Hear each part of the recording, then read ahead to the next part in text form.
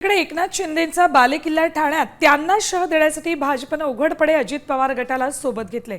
ठाण्यात ठाकरे बंधूंची युती आणि त्यांना असलेली शरद पवार गट तसंच काँग्रेसची साथ यामुळे शिंदे यांची स्वबळावरील घोडदौड रोखण्याच्या हालचाली सुरू झाल्यात।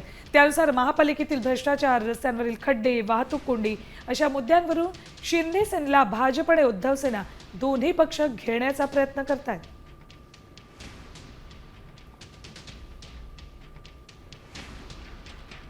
ठाण्यात शिंदे सेनेचे 64 नगरसेवक आहेत। ठाण्यातलं पक्षीय बलाबल आपण बघतोय। भाजपचे 23 नगरसेवक आहेत आणि उद्धव सेनेकडे केवळ 3 नगरसेवक आहेत।